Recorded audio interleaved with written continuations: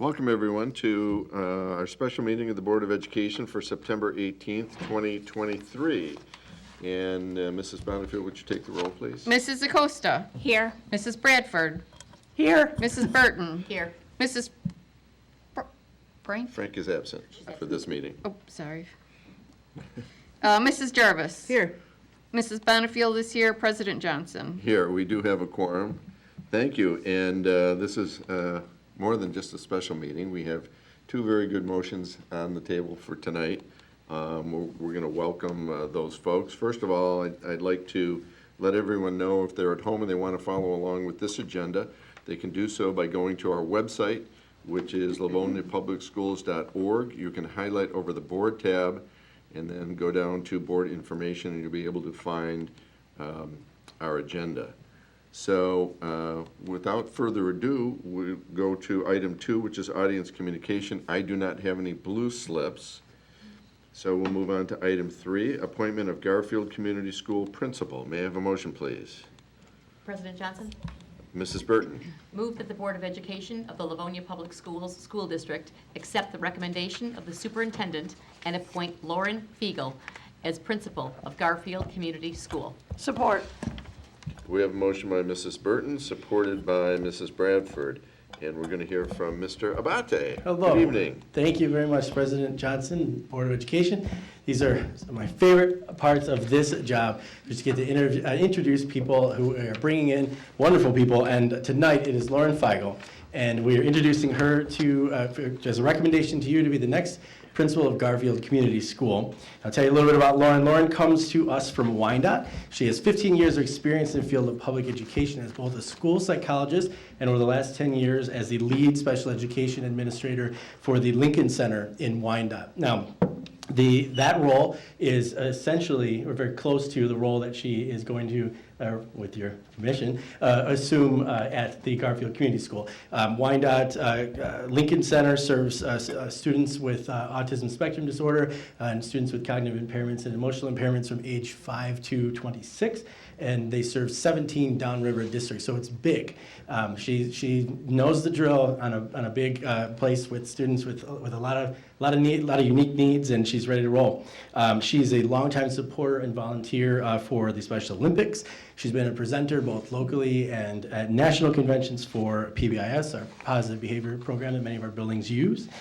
She has a bachelor's degree in anthropology from the University of Michigan, a master's in special education leadership from Wayne State University, and an ed specialist in school psychology from the University of Detroit Mercy. She's also a lifelong Livonia resident, a Churchill grad, and I'll leave it there for the moment because I'm sure she's going to want to tell you about her family story, but I'm sure you recognize the name right out of the gate, and that's why. She's a good story to tell and a wonderful family scene over there that she's going to introduce. But I just want to say our interview teams are very impressed, obviously, with her experience, but also her professionalism, her enthusiasm. She is, without question, ready to lead right now for Garfield Community Schools, and we are very thrilled to have her join the team. So welcome to Lauren Fiegel. Thank you, Mr. Abate. Any comments or questions from the board? I see probably Superintendent Oquist has a few words to say. I do. We are really, as I shared with you in my update to you last week, we are really excited about this evening. We are thrilled to be able to round out the leadership team of what I believe is the strongest student services team in the state. They work tirelessly to meet the needs of our children across this district, and we are thrilled to be able to recommend to you, Lauren, for the position of Garfield Community School Principal. As you know, we were really excited when Megan joined us at Garfield in the role of principal, and we certainly saw her skill set over a number of years. We were thrilled to have her in the position of Director of Student Services, but it left a really important position to fill, and a number of you have asked me about that position throughout the late summer and fall. So we are very, very excited to share with you that we had tremendous interest in the position, and we feel very, very fortunate to be bringing to you a recommendation for an individual and a leader who not only has the experience but has the heart and the passion for this work. I know I've shared some of that with you in my update. Mr. Abate shared some of that as well. We are so excited to have the Garfield School community, our students, our staff, and our parents meet Lauren and be able to interact and feel her energy and her true passion for the work that we do at Garfield. I know you will feel the same way, and so we recommend her without hesitation to you this evening. Thrilled to get someone of her caliber into this role. Thank you, Mrs. Oquist. Any questions or comments from the board? Mrs. Burton? I was just very excited to see the resume, the background of Lauren, and to see that she's done this exact work for so long in a very large and respected program. So I'm thrilled to see her join our team and be ready to hit the ground running. Thank you, Mrs. Burton. Other questions or comments? I understand this is the Lincoln Center? Yes, it is. Is that correct? Where's Lauren, right? I explained it, how you explained it to us. The LC, yes. Yes, the LC. The LC. Yes. That's correct. Well, we're excited to have you coming aboard. This is a role that we needed to fill for a while, and it's a very special need in our school district, and we're looking for great things. So, if there are no other questions or comments, we do have a motion by Mrs. Burton, supported by Mrs. Bradford, to approve the appointment of Garfield Community Schools principal. And Mrs. Bonnefield, would you take the roll, please? Mrs. Burton, Yes. Mrs. Bradford, Yes. Mrs. Acosta, Yes. Mrs. Jarvis. Yes. Mrs. Benefield says yes. President Johnson. Yes, the motion carries. Congratulations.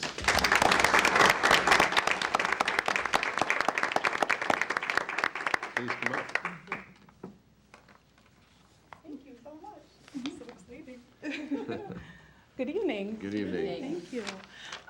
So I just want to thank everybody. I'm very excited for this opportunity.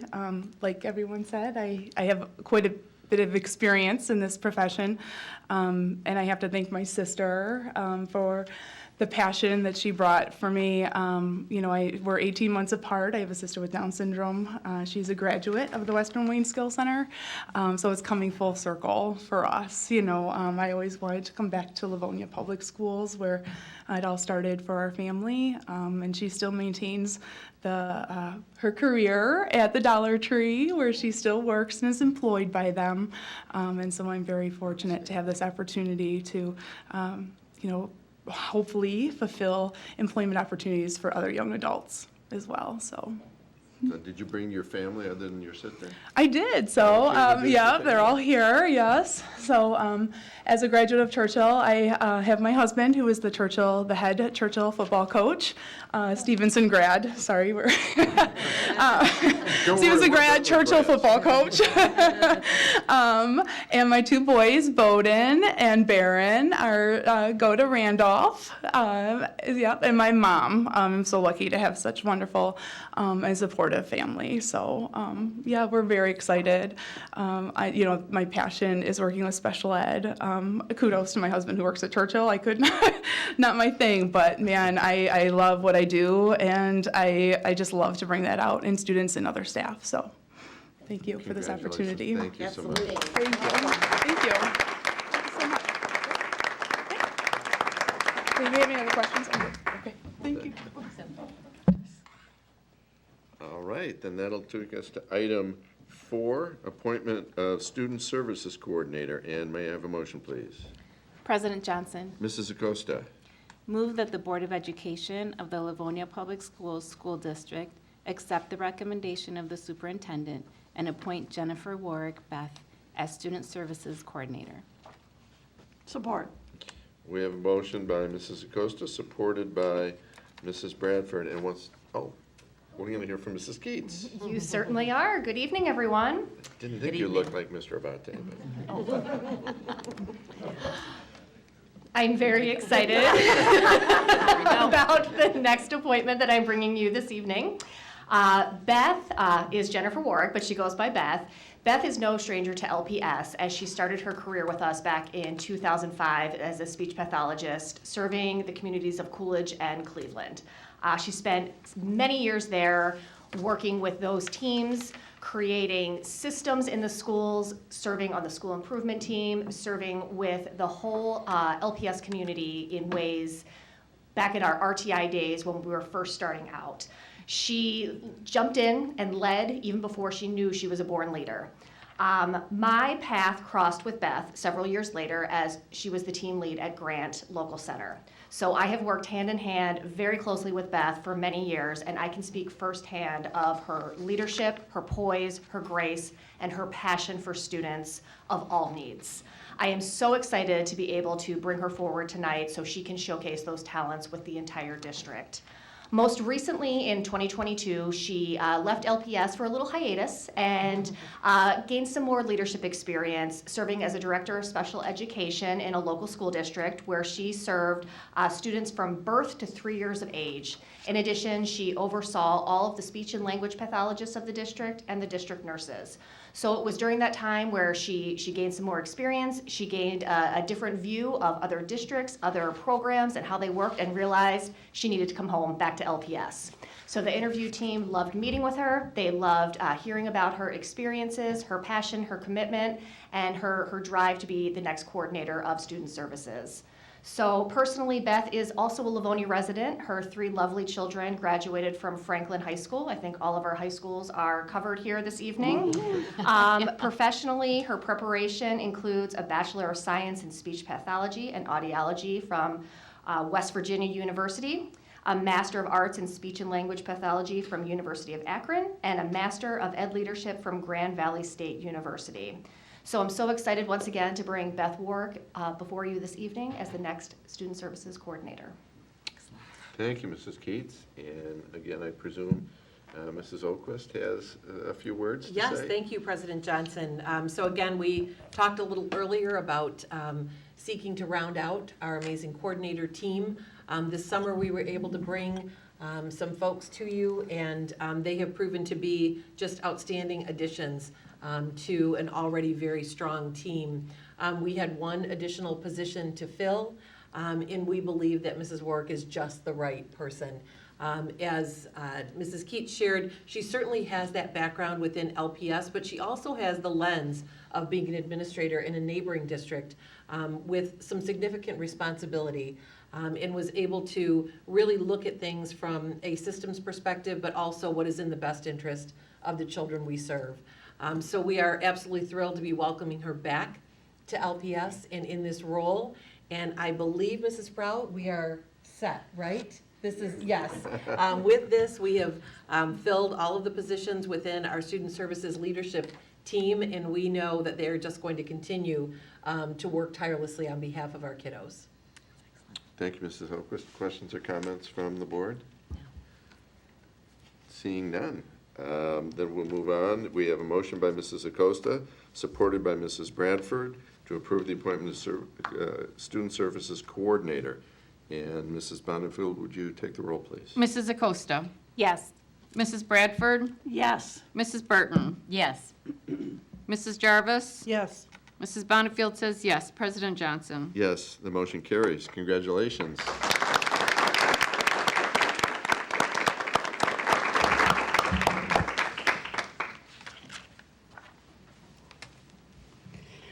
Thank you all for such kind words. That was so nice. Thank you, Superintendent Olquist. Thank you, Board. Thank you, Mrs. Keats. I'm so happy to be home. It is really a great feeling to be back. Like they said, my 3 kids went through Livonia. We live in Livonia, and it's so great to, I've spent most of my career here. So I just want to thank everybody for this opportunity. And it was really funny. I knew when the announcement went out to the staff on Friday, because I was getting all these welcome back, welcome home, and I was like, oh, this is the right decision. So I just want to thank everybody. I especially want to thank my husband, because he's the one that's been hearing, all of it. So, but I'm just so excited to be back, and thank you guys so much. Thank you. Thank you.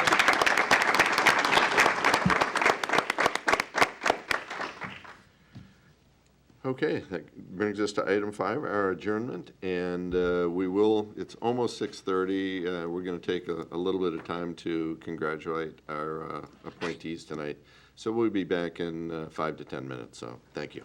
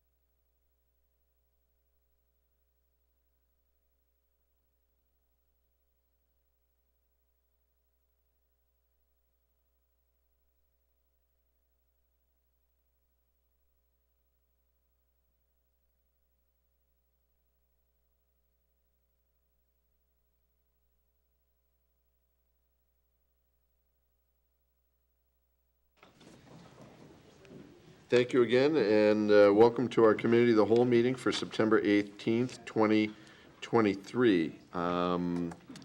Bonnefield, would you take the roll, please? Oh, we don't take a roll, I'm sorry. I'm jumping ahead. For anybody at home who wants to follow along with our agenda tonight, you can go to our website, livoniapublicschools.org, highlight over the Board tab, and you'll see board information, and if you drop down there, you'll be able to find our agendas. Anyone in the audience who wants to follow along, we have agendas out the left door, and just to your right, you will also find blue slips out there for audience communication.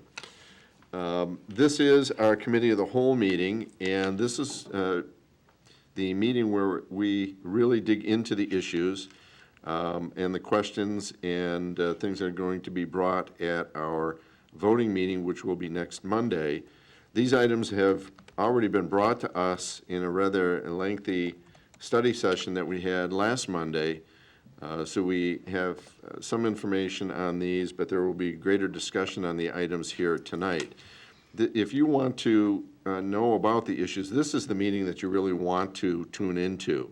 When we get to our voting meeting, we typically don't have as much discussion, if any, on the items because they've already been brought before us on at least 2 occasions, and any issues that we have with those items have generally been worked out, and we normally have a consensus to move forward. So this is the meeting that you really want to watch if you have any question on the items.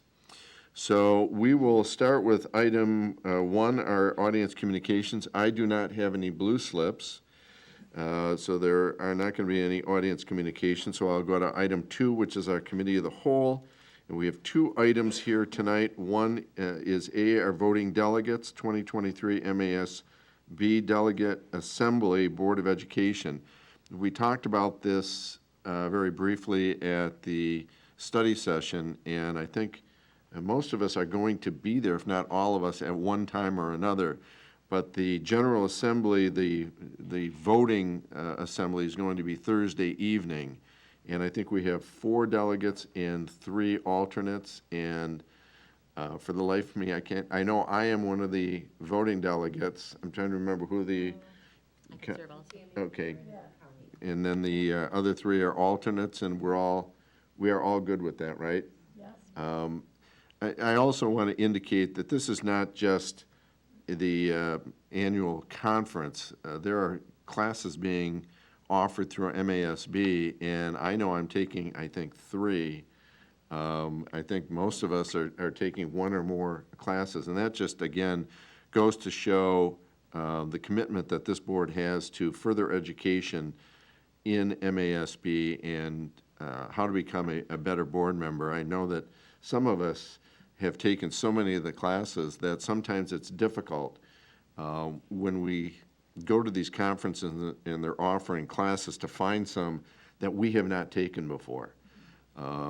So we keep an eye on it, and we take what we can. The good news is that MASB really conducts classes all year round, so this is not just the only time that we have an opportunity to take classes, and I know this board is committed to continuing to take those classes, and for one, I thank you for all doing that. It shows our commitment. All right, then we'll move to item B, location for study sessions, and I'm going to turn that over to Superintendent Oquist. Thank you so much, President Johnson. In your packet, you do have a list of schools that we will be visiting. They will be our host sites for the majority of study sessions this year. So I'd just like to run through them so that the community has a chance to know as well where we're located if we are not here. So if we do have a study session and it's here at central office, we are up in the back building on the 2nd floor in the Patriot Room. And those meetings were September, and they will be February, May, and June. So those will continue to be here at central office in the Patriot Room, which is where we normally meet for study sessions. Folks can enter the back door, door number 6, if they would like to attend. They are open to the public. We will be on the road in October visiting Frost Middle School. We will have a tour at Frost of the new renovations, including the media center, the kitchen, and some of the areas, the sensory room, and some other areas that were updated this summer. In November, we will be at Riley Upper Elementary School. We will have a bond tour prior to the study session, and then a presentation by members of the Riley staff following that tour. In December, we will be going to Franklin High School. I know you've seen some sneak peek pictures of the beautiful media center. There was quite a bit of work done in different spots across Franklin, so we will be there in December for both a tour and a presentation. In January, we will be at Cleveland Elementary. Cleveland was one of our schools also renovated this summer, and so we will have a chance to have a tour with Dr. Owens and have our study session in the media center. In March, we will be going to LCTC for a tour only. And then in April, we will round out our tour of schools with Coolidge Elementary. They will provide a tour and a presentation. So we know how much the board values that time to spend in our schools. It's a great way for you or members of our community to see the bond work come to life. And it also is a great chance to be able to hear points of pride and highlights from each of those schools. So thank you to the board for your willingness to head out to our schools and to be there. I know how much you enjoy it, and it's been a priority of this board for several years. Thank you, Mrs. Oquist. Do we have any comments, questions?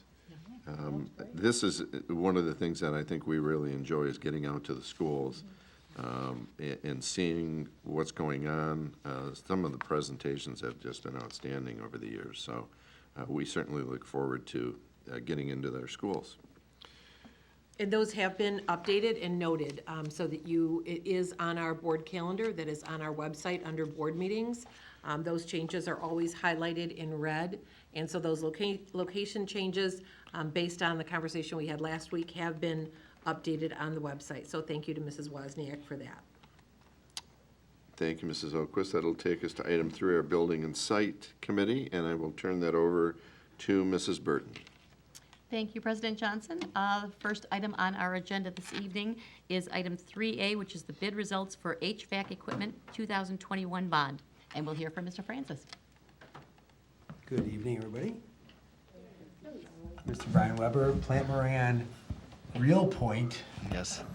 Good evening. First day of the change to the company name, so I'm not going to get that one right probably again. That was the first time I did it right. Yes. The brief overview, Cressa is now Real Point. Nothing changes from ownership, any leadership, anything like that. It is a Cressa and Plant Moran have grown, but are growing different ways, and we're offering services now that are not typical with a Cressa office, who is still they're a commercial broker that is nationwide. However, we offer our own services. So the agreement was made, we will part our ways, and we are now Plant Moran, Real Point. All the same folks, though. All the same folks, nothing changes. Same services. and Same services, support. same leadership, same ownership, nothing changes, Have just to our change- title and the name change that all of the stuff that says PMC now. Yes. Yes, So it's Plant Moran Real Point. It is- that is correct. As opposed to Plant Moran Cressa. yeah, Real Point. Got it. One word or two? One word, Oh. and no E on the end. Oh, that was my next question. Yes. PMR. Pleased to have that on the regular meeting next week, please.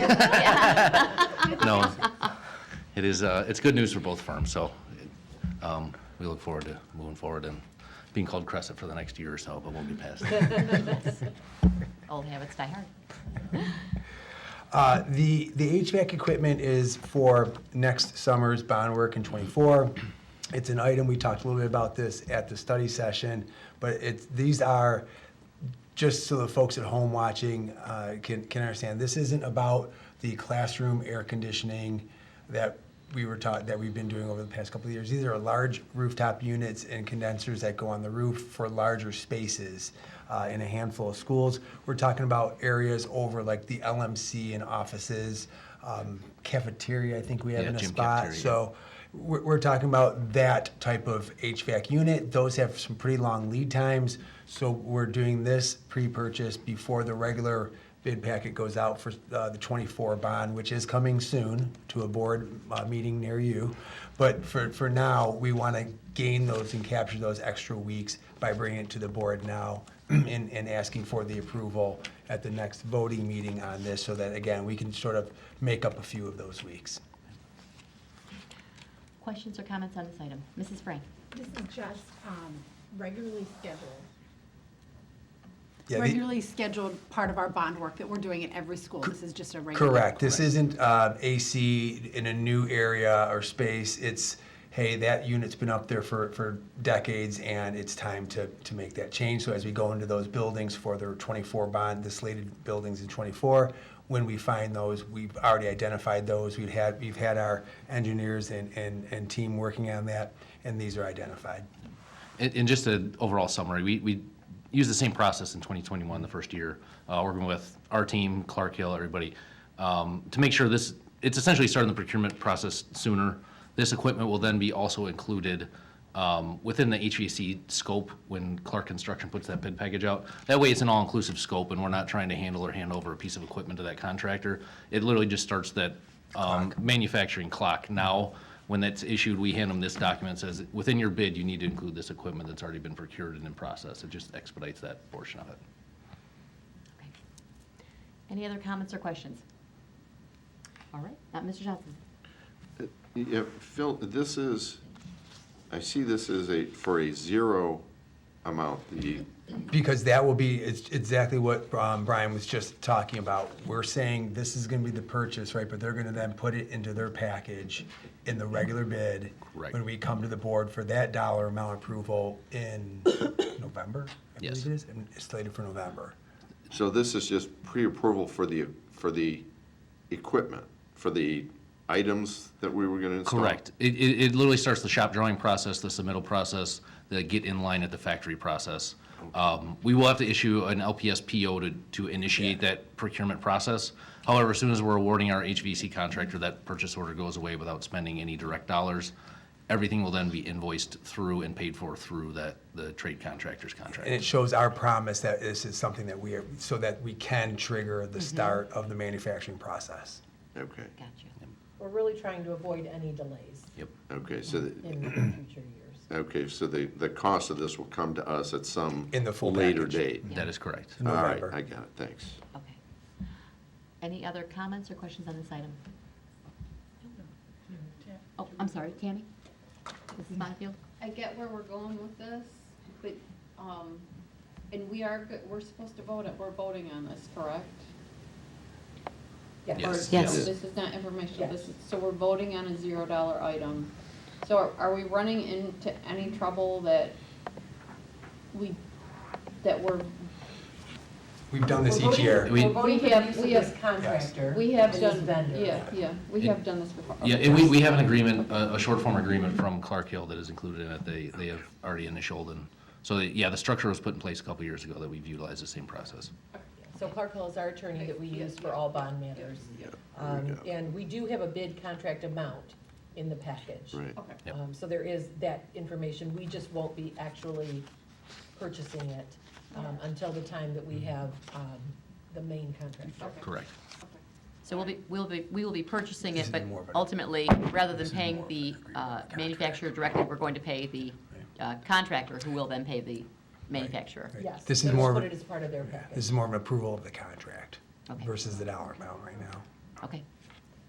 It really allows us to get going Yep. on this process. Right, they have to have a because purchase we've order of had some sort. We've had some unfortunate delays, I get that. and we'd like to avoid that as much as possible. Okay. And the contract, so the contract that we're going to be, that LPS will be sending over, will that have a dollar amount associated with it, or not? The purchase order will have that agreement, the amount on it. Yes, it would have to, Okay. just to I would initiate the think so. process. So Yes, whoever they're not bids gonna- They're on not going to it- do their work without one. Right. So when we put the full packet on the street, whoever bids on it has to agree to providing this. Right, gotcha. All right, And that's the 449,300. okay, That's it. Yep. all righty. Okay. Any other comments or questions? All righty. Mrs. Bonnefield, I assume this is going on the regular Got it. agenda for Yes. next week? Yes, thank you. Okay. Yes, thank you. All righty. On to the infamous bulk salt purchase, item 3B. Mr. Francis. It's the annual purchase of, and the annual ritual oh of no, saying winter is goodbye, coming vote, goodbye huh? to summer and guessing what's going to happen over the winter. We do have 600 plus tons of salt left over from last year. Our order, and if you see through, if you took a look at the orders from the past, we put the last few years in. It's a little bit less than last year. We raised it up, then it wasn't quite as heavy of a winter on that front. So we do have a good amount in the shed right now. We are asking for the purchase of the 1,400. You can see also that it's $1. I need to grab that one. I want to say like $1.50 or $1.60 $1.60 per pound more than last year. That's increased. But this is, again, our regular State of Michigan My Deal purchase contract, and we have to take at least 80% of what we have ordered throughout the course of the year, and not to. It's just a difficult thing to do. You don't want to get caught without having the salt, and sometimes you put a number out there, you do your best, you look at what the Farmer's Almanac and the internet and everything else says, and so we try to do our best on zeroing in on the right amount that doesn't over commit us to the amount that we have to have, but at the same time, we know that if an event pops up, we've got the salt in the shed. Okay. Mrs. Bonnefield. And just a reminder, when you're talking about that, it's not like it disappears at the end of the year. If we go a little bit over, we're conservative on making sure we have enough. We get to keep it, and it just lowers what we have last year. Right, and right. it's kept in a We do have a shed out there. cone, so that it's not like it's all weathered. Yep. So So I know we talked a little bit, I think very briefly, someone mentioned consent agenda. consent at the study session Yes. last week. Yeah. Okay. That's perfectly fine. Does everyone agree to consent agenda? Yes. Okay. And we do kid around about bulk salt purchase, but it's one of those things that if we can't have clear and safe parking lots, we can't have school. Yeah. So it sounds silly, but this is There- directly tied to our kids being able to come to school that day. Absolutely, and there's many a time where our lots are salted and clear, but it's the streets and the neighborhood sidewalks that are the difficulty. Our teams get out there and they work on our spaces, so yeah, they do a heck of a job. And Hard thank you working. to our teams in advance, because they do that in the middle of the night while many of us are tucked under our covers, and they're out Correct. there making sure that those lots and sidewalks are ready for our kiddos. Correct. Alrighty, so this will be on the consent agenda then. The next item on our agenda is 3C, bid results for Stevenson outfall repairs. This is an item that I tried to describe a little bit to you at the study session for those who are watching at home, and I asked Mr. Weber to stick around, not that he's fully directly involved in this project, but since Plant Moran Real Point is also working with the district on not only the bond, but also the sinking fund. I asked him to stick around just in case he had any comments through this, but we had that conversation. This is over by Stevenson High School, just to the east where that creek is. We have an area that is basically the water sheds from our property into that area. It eventually is supposed to end up into that creek, which also eventually ends up into the Wayne County water system, the wastewater system. We have severe erosion in an area that's on our property, that is on LPS property, and we want to and need to shore that up. Again, this is a sinking fund project. We've had soil erosion. We have TSP, who is the low responsible bidder on this project. Part of this plan is to come in and build that back up again to make sure the pipe is undamaged and resecured, and we'll probably have quite a bit of rock and stone as well for the water it can't erode that as easily. So that's the nuts and bolts, without being a civil engineer, of what we're doing with this project to make sure before we have a severe break in a pipe, we're wanting to get it fixed in advance of that. Right now is a good time. We're coming into late September. They'll have October to work on it before potentially any heavier or severe weather comes through in the winter. So we want to go after it now. We had two responders to this, and we had in NTH Consultants is our civil engineering firm who helped design this. They had estimated to be somewhere around a $200,000 work order. And you can see from the bids, between the two of them, that's kind of like right in the middle of where we thought we were. So we feel very good about TSP services. We have not used TSP directly, but doing the due diligence, City of Ann Arbor, and City, I know the Huron Metro Parks have used them, and I'm catching the third one that we also did talk to, so forgive me, I'm trying to You had chase Ferndale down. in there. Was it Ferndale? Thank Yeah. you, thank you. Yes, so we did some of that due diligence, the interviews, called references, feel very comfortable with them and talking with them and the folks in the cities that they've worked with. And we can utilize our sinking fund dollars for this because it is a repair as opposed to a maintenance kind of an issue. Correct. Yes, it is a repair that's actually taken quite some time for it to erode away like that. That takes years of soil erosion to end up like it is right now. So this is something that we have to come back and fix. Okay.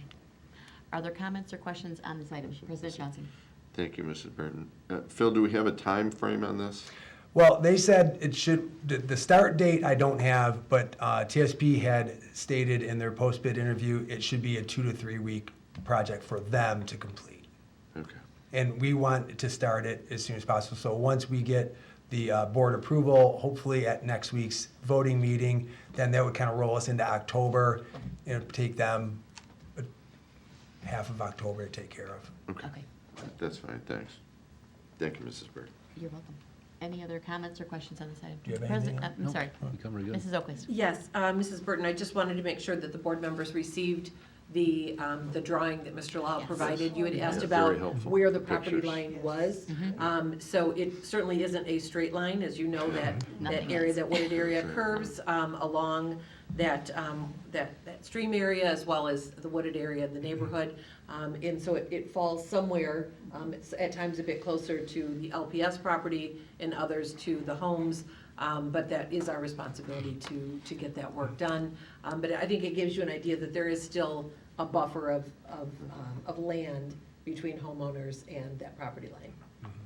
And this portion is absolutely, it's on the west side of the creek, Mm-hmm. and this is absolutely Stevenson and / LPS property.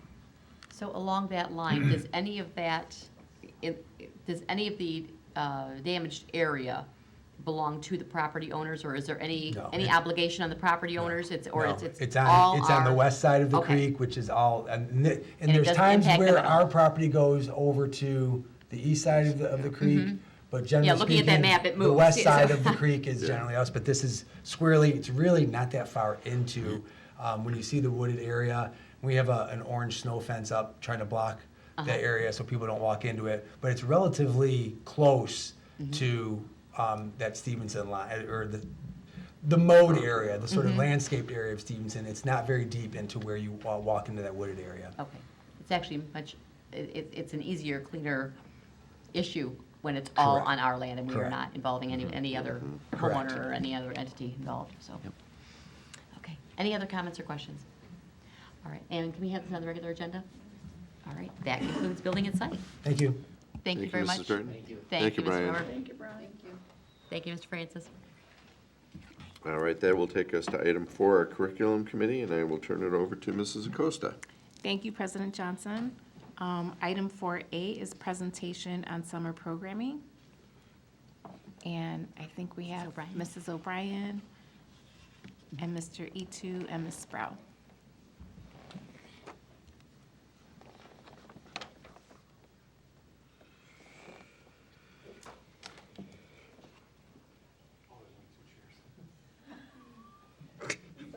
Got You can stand, Kevin. 3 people getting a chair.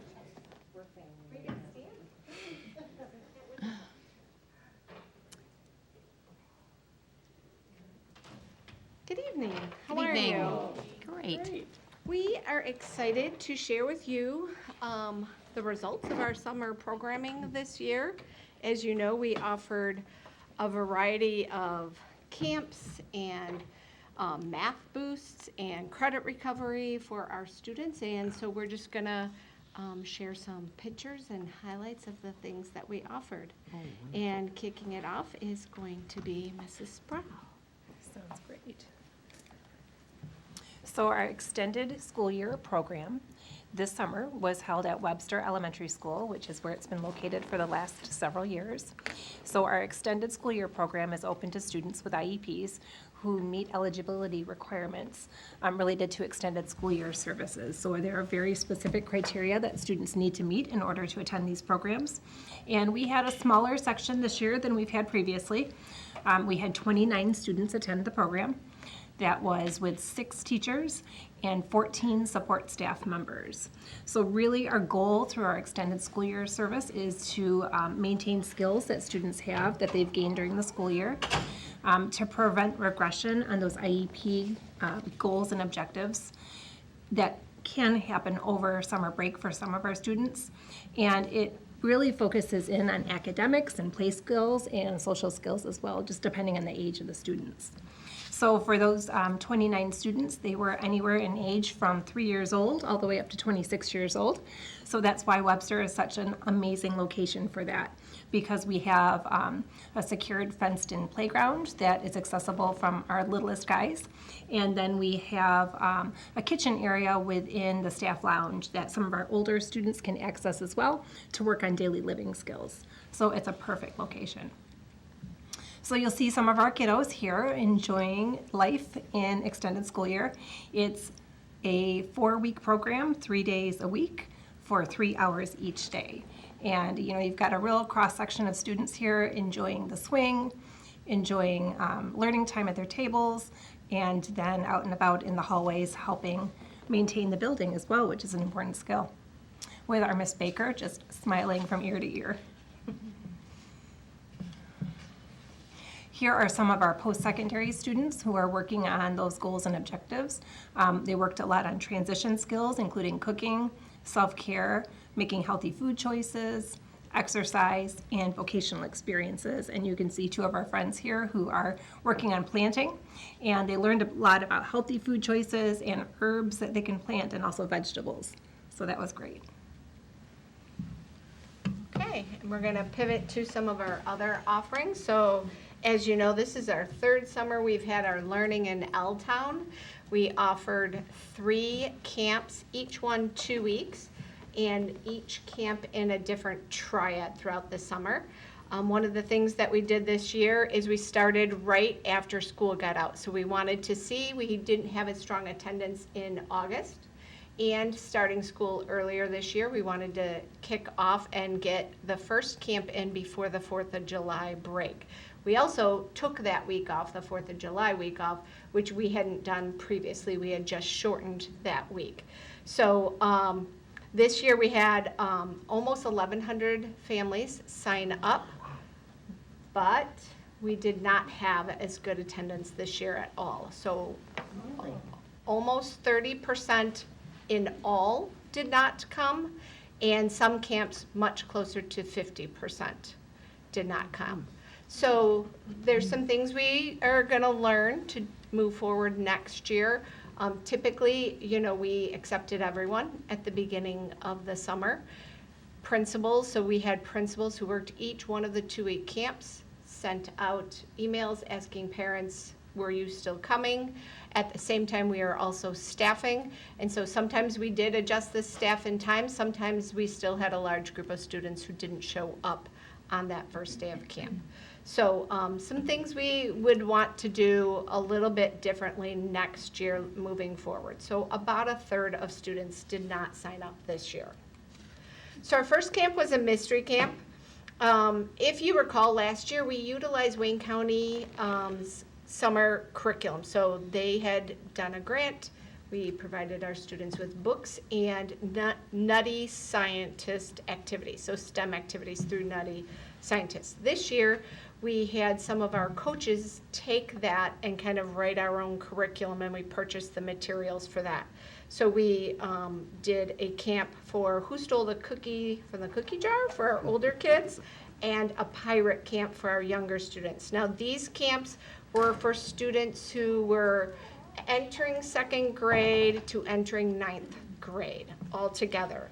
So doing similar things but age appropriate, and they all got a book for each camp. So this first camp, we had 210 students with 17 teachers and 8 support staff. So students who may have an IEP, but this was the right camp for them, we provided them the support that they needed in order to participate in our Learning in L-Town camp. Our second camp was our physics camp. This one was held at Cooper. That first one was held at Holmes Middle School. I forgot to say that.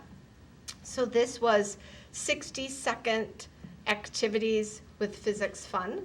And so each classroom and grade got to choose from a wide variety of physics activities, similar to some of the fight and flight. They shot catapults last summer. This year they created targets where they were to utilize ping pong balls and try and get it as close to the target that they could. And then to challenge themselves, there was all kinds of different activities to do in addition to that. This camp was held, like I said, after the 4th of July week, so July 10th through the 20th, and we had 219 students, 21 teachers, and 11 support staff. We also offered this year for the first time, Nijiro had a Japanese camp at Nijiro.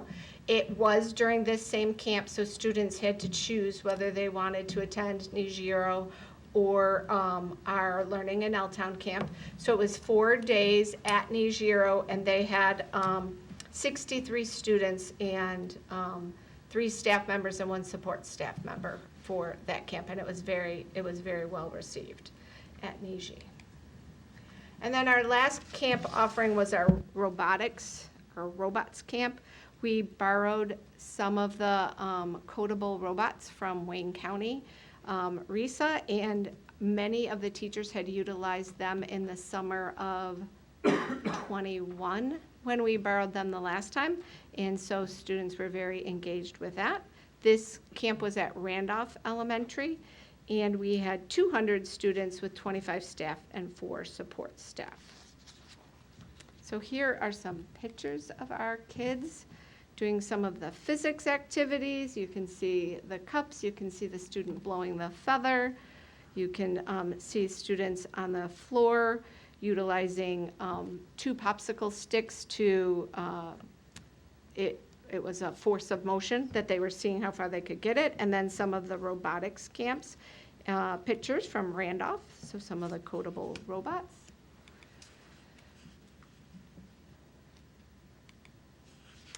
And something else we offered this summer that was new is we held 2 Math Boost camps. The attendance was a little bit better, especially at the first one. So the first one was held at Cooper, and it was for students exiting 6th grade, entering 7th grade. And what we utilize, Mrs. Caldwell, Rebecca Caldwell, our math science coordinator, utilized a mid-school math unit that we were not using in our general curriculum. So as you know, just buying any textbook, they always have additional things that we don't utilize.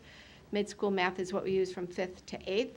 There was a unit that was very engaging on Mount Everest, I believe, that we utilized that whole unit during that 2-week camp. So students came to the Cooper Learning in L-Town camp, but they did math instead of all of the other activities. They still had access to have a special, they had breakfast and engaged in the social time, but their focus was on math. And then the second Math Boost camp was for students exiting 8th grade to 9th grade, and we utilized some of the pre-algebra skills that we know that they need that help prepare them both for the SAT and for high school mathematics. That camp was less popular, so there's 33 students total, but 20 of them were from the first camp, and then only 13 came to the second camp. Later in the summer, we sent a survey, so I will share with you in one of your updates what some of the feedback has been. I've gotten emails from parents who said they thought this year's camp was very engaging for their students. As you remember, we also have mental health support for our students. We have an EST in order to help students in addition to an administrator.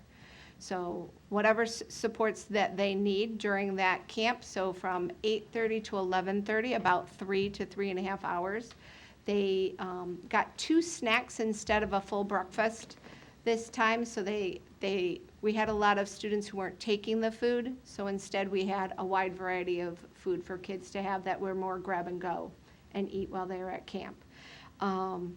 And so those were our learning in L-Town camps, and then we had our famous kindergarten camps, which I think is something we will always need to offer from here on out. So at the end of July, the first week of August, we had 262 incoming and exiting kindergartners. So it could be students who hadn't been to kindergarten yet, or students who are leaving kindergarten and wanted to spend that week. So that was 4 days during that week at all of our schools except for Webster. And each school, the sign-up was a little bit different. Some had as many as, I believe, 40 at one of our schools to about 15 at one of the smaller schools. And we tried to keep staff at their school. Some schools needed additional staff, and so I may work at Grant, and I moved over to Randolph, but for the most part, they were teachers that they would know from their school. And Mr. Wenstrom drove around and participated and checked in on all of those kids. And they got 2 books to take home during camp. So that camp's focus really was routines and fun and friends and get them ready to be prepared for school. So we have a few more pictures.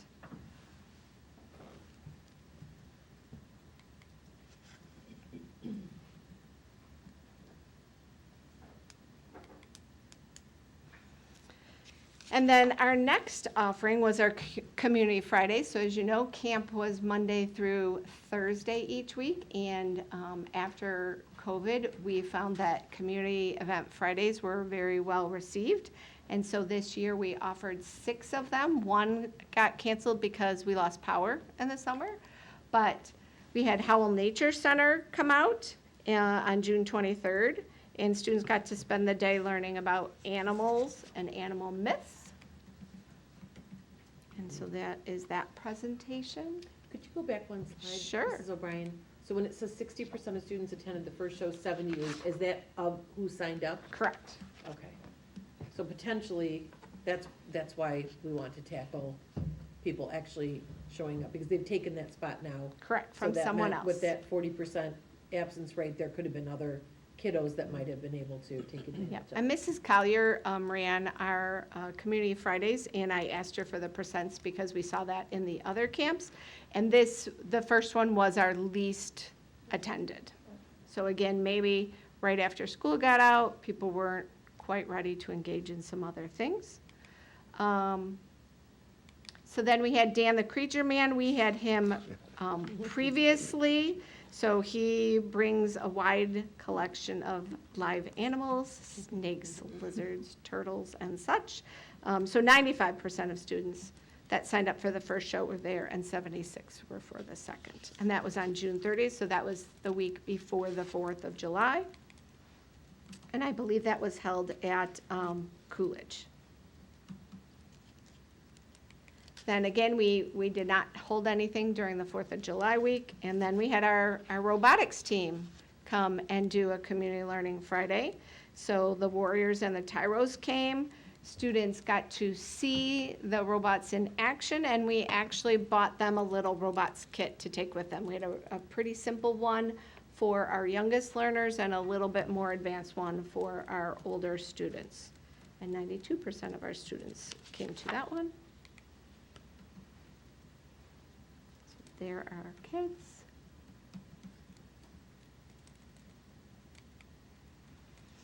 Another favorite is the Scholastic Book Fair. So we have superhero characters read stories to students, and students also got to choose 2 free books. And so we had 161 students participate in listening to the character read to them. Those were a little bit more space limited. And then 318 students got books at our Scholastic Book Fair.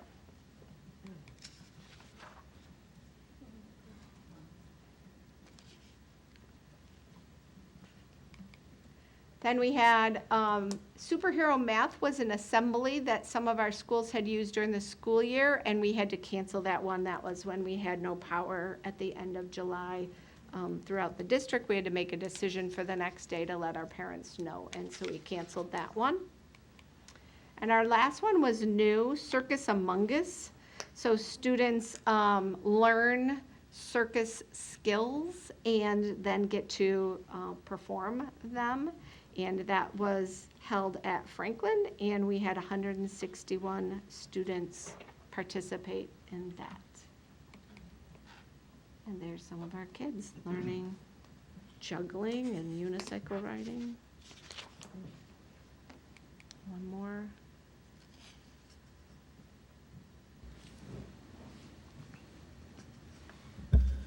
And so then the last thing we offered our students this summer was credit recovery. That's the last slide. It is the last slide. And so Ms. Dritu is going to share with us. Thank you, Mrs. O'Brien. Yes, we offered our secondary summer credit recovery for 2023. It's something we continue to do with LPS and our students who may be behind on credits for graduation. Gives them an opportunity to earn up to 1 credit or 2 courses equals. Each course is a half credit, so they can earn up to 1 credit in the summer credit recovery program to get them back on track for graduation within their cohort. It's open for our 9th through 12th graders. And last year we moved to a hybrid and in-person model. So students can sign up for an in-person where they come 4 days a week at Churchill High School for in-person teaching for whatever course they sign up for, or they can sign up for a hybrid online model. That's when they take the course online, but 2 of the 4 days per week, they actually come into Churchill High School or Stevenson High School and meet with a teacher, work through some things, and the other 2 days is online for them. So they do have that option and that flexibility, again, to earn up to 1 credit during that summer to get them back on track for graduation. I do want to thank Karen Ling and her team for the organization and the effort they put in. You can imagine between them and the counselors at the 3 high school at the end of the school year, when that last day of CSAs or common summative assessments occur, it's about a 24-hour turnaround to identify the students that need to have the opportunity to sign up for registration. And as you can see on the slide, we had a total enrollment of 321 students. So within about a 24-hour period, our counselors at the 3 high schools, Karen Ling and her team, had to get them organized, get them into classes, identified how many sections of a course, and the teachers to teach them. So I do appreciate all the efforts they put in for that as well. As you can see, I gave you a 1-page handout. It's actually front and back. You can see that we actually had 338 initially sign up, which was a record for us. This is expected post-pandemic as we continue to identify our students who may be behind on credits and working towards those graduation requirements. Of the 338, 321 ended up being enrolled in classes. There's always a decrease. It just depends on schedules for the parents and the kids and if they're able to actually take the classes when they're offered. So pretty good percentage in terms of those who signed up and those who actually moved forward with taking those classes. So 321 total students were enrolled into classes. With that said, 158 were in person, so they were at Churchill High School 4 days a week in the month of July. And then 126 did the online hybrid enrollment, which that's 2 days a week in person at either Churchill or Stevenson and 2 days on their own. And then we had a handful, 37, who actually did a class in person and also did a class online, the hybrid version. So they just kind of balanced their schedule, whatever that might be. So excellent opportunities for these students to get back on track. The total number of courses taken in this 1 month was 485. So if you divide that by 0.5, or you get a total credits that were recovered as 242.5. So we had 242.5 credits recovered in 1 month for our students to get back on track for graduation. Just an outstanding movement for our staff. And I do want to thank our summer school leadership team. We had Kathleen Ingram, who was our in-person administrator for summer school at Churchill High School. We had Andrew Wood, who was the online hybrid person for Churchill, and we had Scott Ward, who was the online hybrid for Stevenson. So we appreciate the efforts of the 3 of them and their teaching staffs. And as Mrs. O'Brien mentioned, we had that power outage at the end, which was the very last day of summer school when the kids were turning in all their last requirements. And so I appreciate the flexibility of all our teachers during that day to allow them to get that turned in when power was very limited from that standpoint. But you can look there at the courses that were offered both in person and online. You do have that 1-page handout that shows them. We offered every core academic course within math, science, social studies, and English. We offered the physical education, the health, and a few other options as well through the hybrid model, the online version. So just a wonderful opportunity for our students to get back on track, and appreciate everything that was accomplished for everybody. And that was that. Any questions? Mrs. Burton? I see 485 courses were taken, 242, so does this imply that every course that was taken was passed? Correct? That's amazing. Yep. That's terrific. Yeah, I did not receive any paperwork that said a student did not pass. That's So, really terrific. And looking at the combination of the online enrollment and the in-person, are we seeing an increase in the, from, you and I were talking before the meeting, just briefly about this. Can you inform the public of the increase in online, the hybrid? Looks like the hybrid model is working really, really well, better than just strictly online. They're both working well. I really think it's indicative of what the student wants to do and what the parents want the student to do. Sometimes students are more successful when they're in person 4 days a week and have that responsibility of being in the classroom, sitting down, working with that teacher. And other students do better in terms of the online version. So it really is just selective for that student. However, with our technology and where our students are, they tend to lean more towards that online option. So I foresee that continuing to increase. Okay. Okay. And from what you and I were talking about, again, before the meeting, this is one of our highest numbers of students that we've yes. seen taking this, which is still coming off of some COVID years of losing some credits. It's not necessarily even losing the credit this year, but perhaps losing a credit a year or two ago that they need to make up before they graduate. Correct. Okay. Yep. Do you happen to know how many kids now of this group, and if you don't, that's fine, that are now on track? I mean, or do we, I imagine we still have some that need to pick up one or two more classes or credits. I don't have that number off the top of my head. I mean, that's a fluid number. There'll always be students at all three high schools. Because it may be things that happen Correct. from here going forward. Correct. But I foresee the need for secondary summer credit recovery to continue in some format. Identifying what that format is indicative in terms of that in the school year when the counselors identify the number of kids that need to recover credit. Yeah. Yep. And kudos to the kids who are in this position, because sometimes it's some of the folks some of our students who have had more of the struggles in school, and it's an even bigger job, I think, to take classes in the summertime. And it can be more challenging even to take some of these online. I love the idea of the hybrid, where they can take some of those online, so get some of that responsibility at home, but coming into the school also, there's a little more accountability when you do have to show up and talk to somebody. But the hybrid seems like for a lot of kids, it could be the best of both worlds. Absolutely. But kudos to these kids for finding a way to actually make this work for them, because online classes are not easy. Even as adults, it takes a high amount of motivation. And maturity. Yeah, it does. And some of our students who find themselves in this position, not all of them, but some are struggling in those areas. So to put really an extra effort forth to get themselves back on track again, they deserve a huge kudos. They do. And the counselors do an excellent job of coaching the students through encouraging them to take these courses because it opens up their schedule in the fall.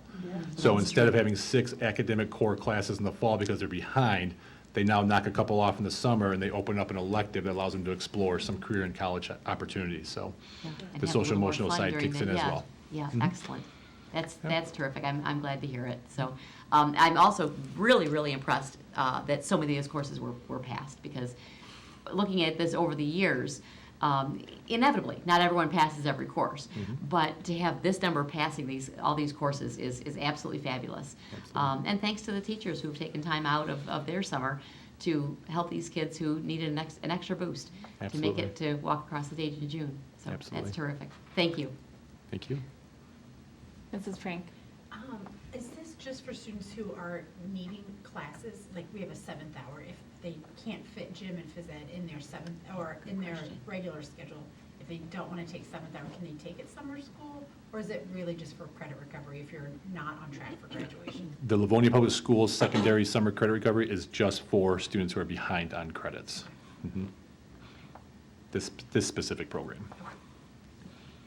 And I wanted to echo what Mrs. Burton was saying, that we're so grateful for the staff that is there, because without them, we couldn't offer all of these courses for credit recovery. So kudos to the staff that is dedicated to our students and them moving forward. Absolutely. I did have a question about, just in general, the difference between the previous summer school offerings and this one in terms of the attendance. Was there, I know that we had some kind of incentives, maybe it was the first year that was offered, and maybe I'm making this up, but I thought there was some kind of incentive for every week that students attended L-Town. Maybe I made that up in We my had mind. incentives for staff because we needed to make sure Okay. we had enough staff to participate. And so each year we've done something a little bit different to make sure we have enough teachers. I don't believe, other than the books, Okay. we had an incentive. Just wondering if that contributed to attendance in some way.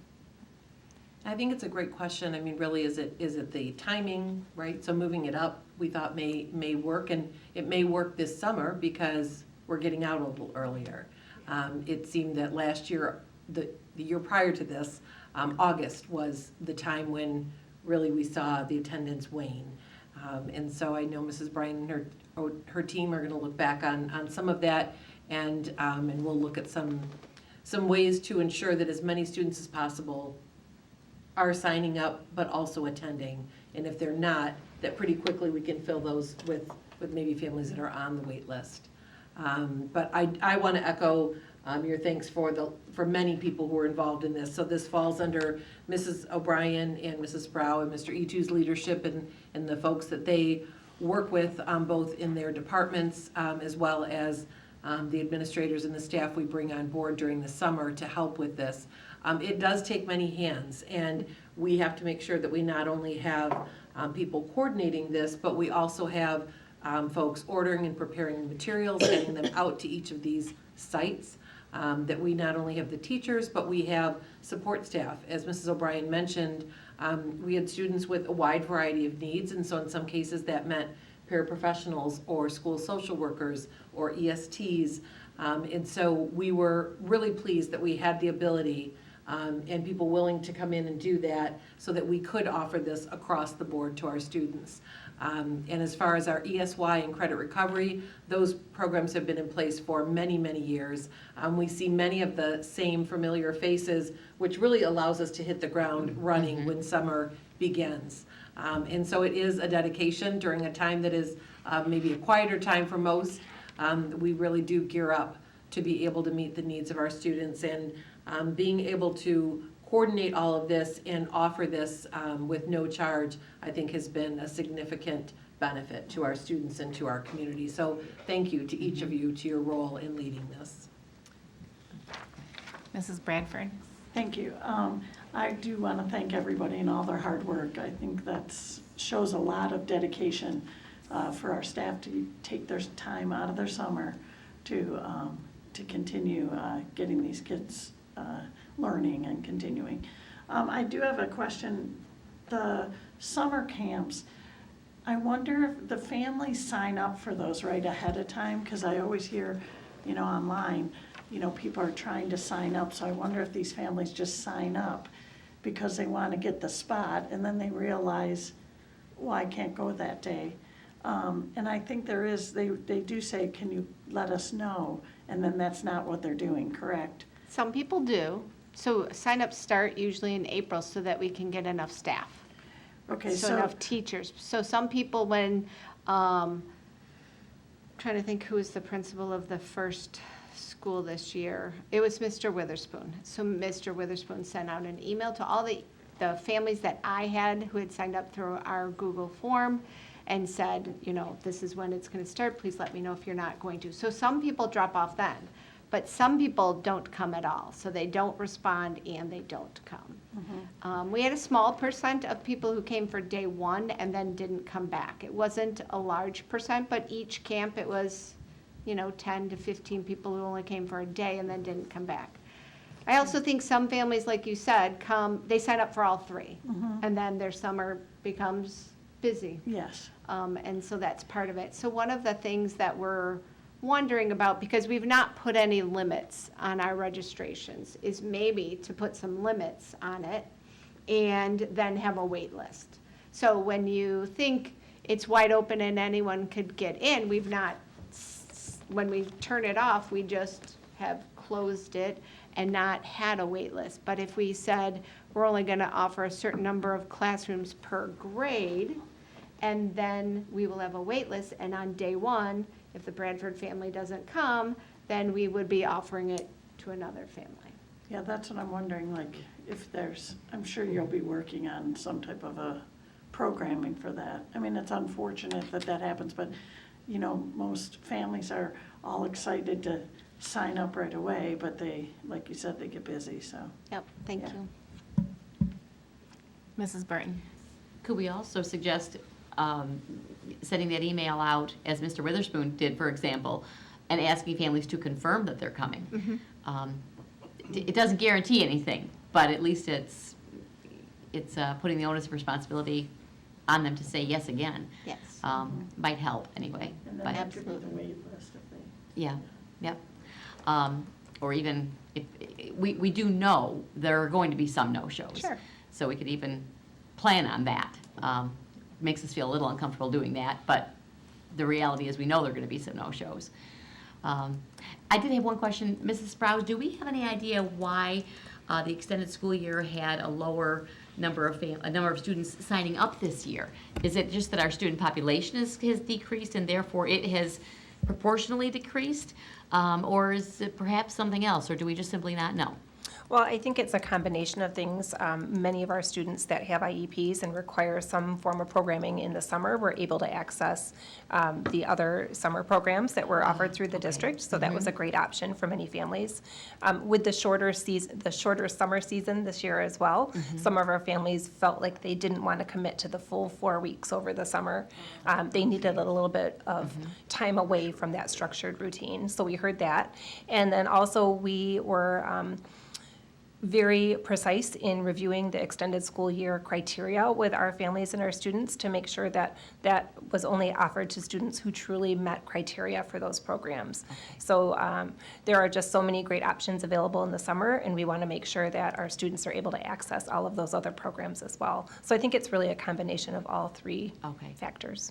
And it sounds like with 29 students, it's still, I mean, it's a huge undertaking with that age span of 3 to 26. That's just enormous for that number of kids. Absolutely. But it sounds like it's still worthwhile for the 29 that were able to take advantage of it. Absolutely. It's essential for those 29 students in order to keep the routines consistent for them, so that when they come back to school, they remember what those routines look like and how to just hit the ground running and ready to start the year fresh. So it's a really, really beneficial program for students who require that support. Yep. That way they're not spending the first 3 weeks of September just learning how to do school again. Exactly. Yeah. All right, great. Thank you. Mrs. Jarvis? Thank you. Again, I just want to extend kudos to all of the staff for these incredible programs. I think there's a direct link between programming like this over the summer and the numbers that you presented regarding student achievement. When students have a chance to continue learning over the summer, that definitely affects how they're going to perform during the school year. And I know that we started doing this during COVID. It was so necessary then. But the numbers that you showed us show that that benefit continues. And I'm really, really happy to hear that we plan on making these stick around. Hopefully, they'll be permanent. What a wonderful resource for our families, for our students, and it shows a lot of commitment for our staff that they are truly putting the needs of our kids first. And I love to see that. I just can't say enough about what incredible teachers, parapros, all the people who did spend their summer making sure that our kids get what they need so that they can be a learning community. So please pass that on to them. Kudos to everybody. This is fantastic. This is really what we're about. Any other questions, comments? Okay, thank you so much for providing us with this update. It really gives us all the warm and fuzzies to see all the great things that are happening in our district. Thank you.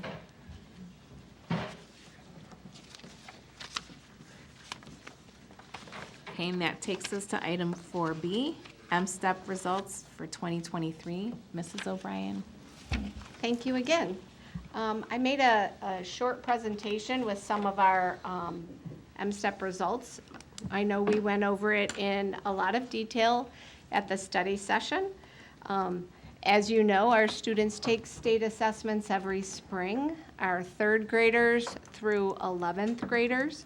The M-STEP program is for reading and math for 3rd through 8th, and science and social studies.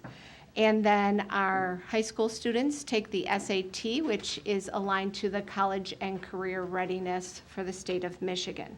We are quite happy with where our results are. We're making some progress. So we have increased our proficiency in English language arts in 5th grade, 6th grade, 7th grade, and 11th grade. Math in all grades but 4th grade, so 3rd, 5th, 6th, 7th, 8th, and 11th. Social studies, all 3 grades we take the social studies M-STEP, which is not a test that is easily aligned to the standards, specifically that 5th grade test that tests 3rd grade standards. It's been an area that Michigan history is taught in 3rd grade, and there are questions on that assessment in 5th grade. And then science, our 5th grade scores went up. So just a quick snapshot of all the grade levels we have increased proficiency. Mrs. Burton. Just to jump in real quickly, those of us in this room are aware, but the public may not be aware. Those tests are not taken in every single grade. They're only taken in some grades. So I mean, like when we see the ELA, we increased our proficiency in 4 of our grades. Those tests are not taken kindergarten through 12th grade, right? 3rd through 11th. 3rd through 11th. So 3rd through Okay. 8th, and then 11th. Okay. So yes. So that's what I mean is for the benefit of the public, we're not looking out of 13 years. Nope. We're looking out of like different tests are taken in different grades. Correct. Yes. So ELA Great and point. math is taken in every grade, 3rd through 8th and 11th grade, and then social studies and science in 5th, 8th, and 11th. Okay. Thank you. You're welcome. So we went over this chart in depth last week, but this has our scores for this year, plus the green, yellow, and pink boxes is where we are at in our tri-county ranking. So when we look at our state assessment results, so I'm sharing them with you, mid to end of September, our students took them in April and May. Our results come quite late for us to utilize it necessarily to make a lot of curriculum decisions. But we do dig into the initial results. We get some areas of the test that help us determine how aligned our curriculum is. And then we utilize the test in 3 ways. We utilize looking at how we are doing as a district compared to other districts, and that's our tri-county rankings that we look at. We look at our proficiency compared to last year and the year before, and we look at trends over how we are doing. But at our schools, they dig into their trends and their proficiency, and they look at it all the way down to the student level and the classroom level. So we get all of those reports and utilize them in different ways. So as we have gotten our M-STEP results, we've already presented and shared them with our elementary principals, and at our next secondary principal meeting, we'll be doing the same thing. So just a quick highlight, our 3rd grade scores are very similar to last year. We went down slightly in ELA, but we went up in math. As I shared in that quick snapshot, we went up in math in every grade level except for 4th grade math. 4th grade, our ELA scores again went down slightly, 4 points, but our math scores at 4th grade went down 2 points. 5th grade, our scores went up in ELA and up in math. Our 6th grade scores went up. So as we were talking about 5th, 6th, 7th, and 8th, I know we've talked about this at this table, bringing all the new resources for our upper L and for our middle school. So our new science, our new math, our new ELA for 5-6, and then Mrs. Rousseau is working to write a new ELA curriculum for middle school. They've written 2 units for 7th and 8th, and so we're seeing the benefit of those units, not to mention our K-4 integrated units and the benefit of those units, that we're seeing those scores continue to stabilize and grow. 6th grade, we went up in ELA and math, and 6th grade math, we went up 6 points. So that's a substantial amount in 1 year for us to make that kind of growth. 7th grade, our ELA and our math scores went up again. Again, our math scores at 7th grade, up 6.4 points. So that new math program is getting at some things that Big Ideas did not get at. And so that's a good thing that we have that new program. And then our PSAT at 8th grade is what is utilized to assess ELA and math. And our ELA scores are basically the same that they were the previous year, and our math scores went up a little bit. And then our SAT scores have gone up in ELA. Again, SAT is our 11th grade test, and our ELA scores went up almost 3 points, and our math scores went up 2 points. So SAT, evidence-based reading and writing, is the portion that we look at for ELA, and then the math portion of the SAT is what we look at for our math scores. So we look at our M-STEP results in that way. We also look at it is how are we doing compared to our peers? And so we look each year to see that we are in the top 20 of our Tri-County area, and each one of the grade and content areas on this chart that are green, we are in the top 20 of our Tri-County. If it is yellow, then we are with just 5 away. So that would be science at 5th grade, 8th grade math, and science at 11th grade. We are within 5 of getting into that top 20. And then if it's pink, we are below that 25 of the top 25. And so that's social studies at 5th and 8th grade ELA. We're probably all asking the same question. I think that's 88 districts in the Tri-County Yeah. area, is that correct? So we're saying top 20, we're saying top 20 districts out of 88. Correct. Thank you, ladies. And so we have a goal, my department, cabinet team, we have a goal to be 75% of our scores in the top 20, and we reached that this year. So we have 15 of our grade and content areas in the top 20, and 5 of them that are not. And since I've been in this role, this is the strongest that we've done. And in some areas, a given test or grade level, we may have gone down a little, but that means other people went farther because we made some increase on them. And I created some charts to kind of illustrate that. So this is 3rd grade math, which I thought was a good example. So our score is the blue score. We have 62.1% proficient for our 3rd grade students in math. We also look at not only in our Tri-County ranking, but our economically disadvantaged percent. So research says that you score typically along the line of your economically disadvantagedness. So districts that have very few students who are economically disadvantaged tend to do better on standardized tests. The more economically disadvantaged students you have, you tend to have more students not as successful on standardized tests. When you look at this chart, it has 22 of those 88 districts, just so I could fit it on the slide. And it shows you who is at the top of our Tri-County ranking, their proficiency and their percent economically disadvantaged. And a district that is pink on this chart, they have more students who are economically disadvantaged than we do, and they outscored us. So that particular district, Richmond Community Schools, actually performed stronger than the percent of students they have who are economically disadvantaged.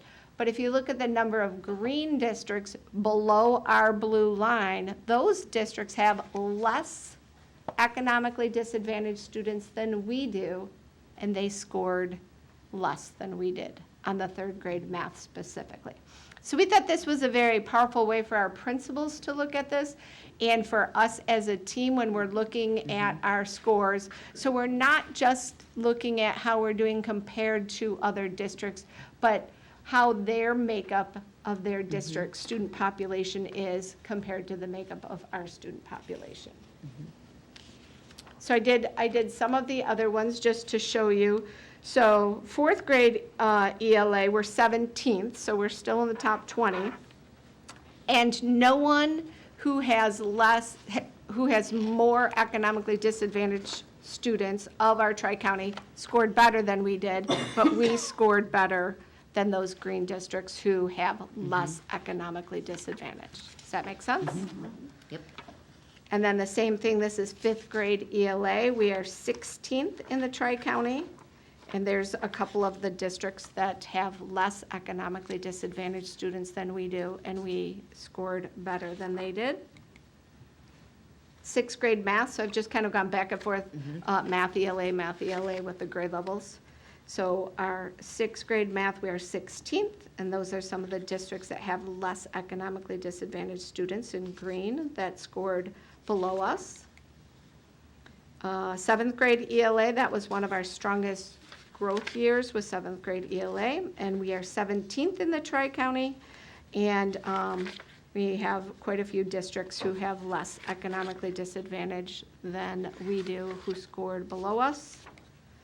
And then another example, eighth grade PSAT math.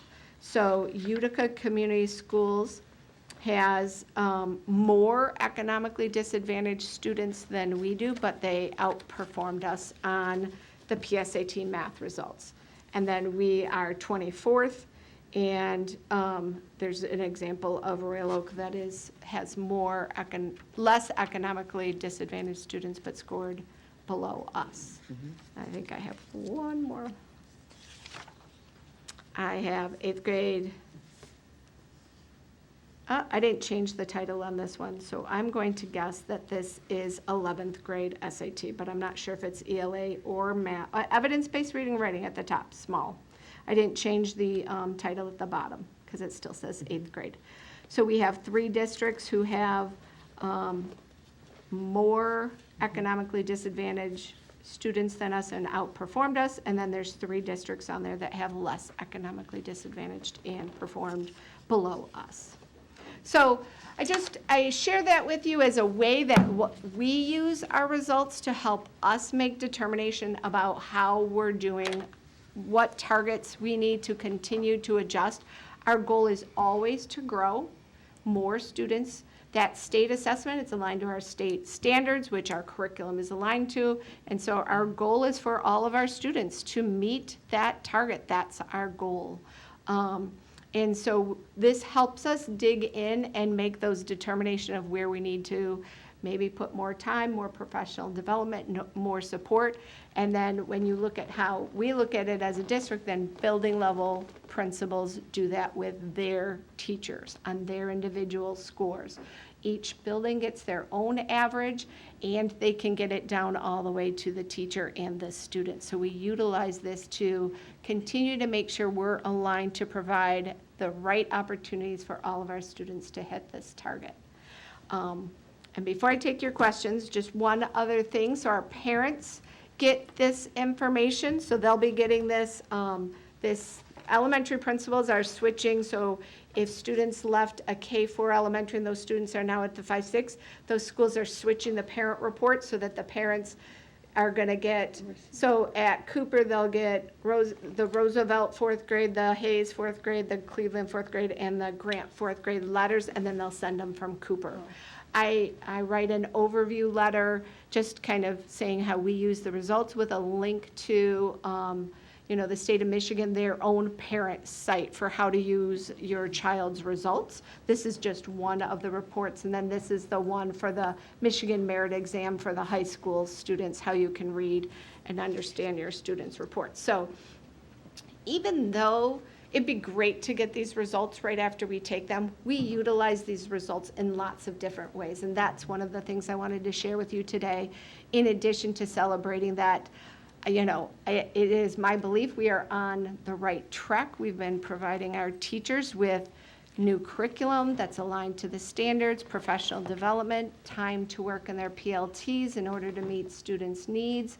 We have a robust intervention block at the elementary, a mascot time at our secondary. So, I hope I'm here next year and we're celebrating, again, the same continued growth in these areas for our students. Mrs. O'Brien, I wanted to just thank you for putting all of this in a report that puts everything into context. So it's really hard to look at our scores independently without seeing where we fall, measuring directly in comparison to our peers.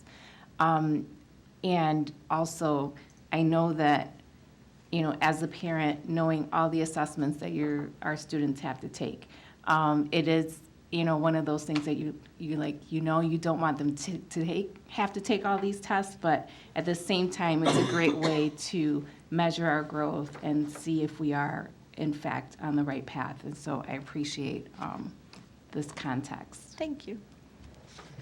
Any other questions, comments? President Johnson. Thank you, Mrs. Costa. You said our goal within the Tri-County is 75% in the top 20, in 75% of the areas, right? 75% of our scores. So we actually have 20 scores. We had 17 because of the science test had been taken offline. So just last year was the first time. So we want 15 of those 20 in the top 20. So Okay. 75% of all of our scores individuals in the top 20. So now we've reached that goal.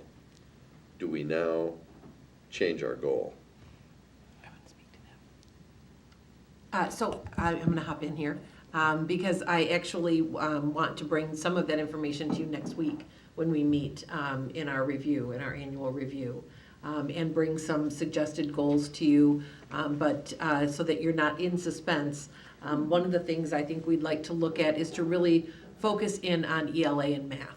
So although social studies and science are certainly important, we have not always found alignment not only in Livonia Public Schools, but across the state when you see the proficiency levels.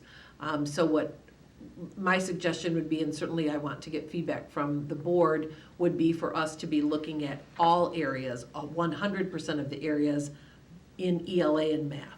So rather than 75% of all tested areas, what I'd like to see is not only increased proficiency in each of those areas, but that all of those areas remain or move into the top 20 of the 88 districts. Does that make sense? So Yes. if we're just looking at that, if we're looking at the, can we put that back up on the screen?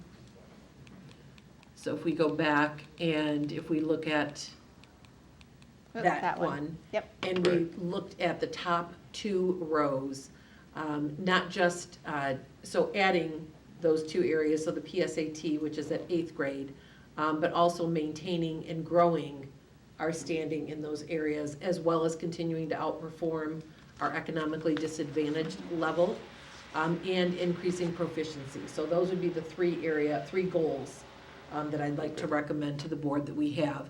It's not that we're not focused on science and social studies, we just have some concern about the alignment of those to the grade levels where they take the assessments. And really, our primary focus continues to be on proficiency in ELA and math. But we'll talk about that more next Monday, and I'd welcome your feedback on that. But we would like to continue to move the target and continue to be looking at both increased proficiency and really focus and hone in on the ELA and math. Okay, thank you. Mrs. Bonnefield. Are we able at all to collaborate with some of the districts who, that have higher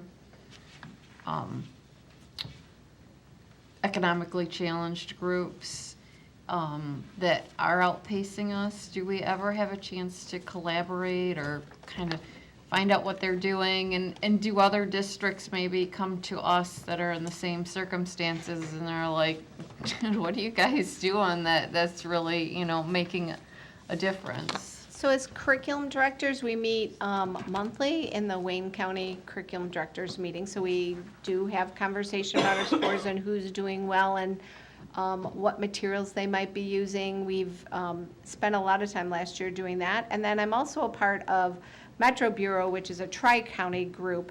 And so each one of those groups, we have those conversations. Mr. Hillard goes to multiple assessment, state of Michigan and the tri-county area. So we're always looking at those. And then we leverage relationships. We know someone who might be in Utica and ask them what they're doing. So we try to utilize all of those things so that we get a good picture as to, is someone putting something into place that seems to be working. Thank you. And I just wanted to add, I know that everything is a risk, right, in terms of like starting new process and a new system, all the common planning and PLCs and everything. And so I think it's really wonderful to see that 75% was the goal and that we hit that target. So it's just a testament to whatever's going on, whatever goals are being set, that there is a system in place to achieve them. And so I'm grateful for that. Thank you. So am I. Thank you. And that's it. Thank you, Mrs. All right. O'Brien. Thank you. And that concludes our curriculum report. Thank you, Mrs. Acosta. That'll take us to item 5, our policy committee, and I'll turn it over to Mrs. Frank. Good evening. We have a few updates to our policy tonight, and Mrs. Smith is going to take care of that for us. Hello, Mrs. Smith. Hello, and thank you. And thank you to the board for the discussion we were able to have last week at our study session on these 3 topics. I've made a couple adjustments based on our conversations, but a few of them remain the same as what we saw last week. So I'll propose that we start with policy DIA, account system.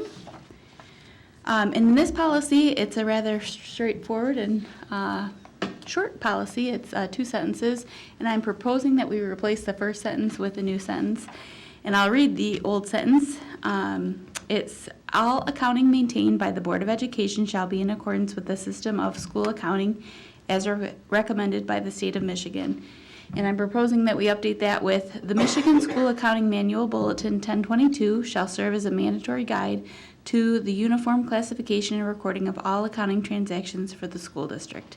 And then leaving the existing second sentence alone, which reads, a complete record of all expenditures shall be maintained in these accounts so that a periodic examination by the Board of Education or its representatives can easily identify any receipts or expenditures. And on that policy, I've also updated a couple references to the Michigan compiled law for us.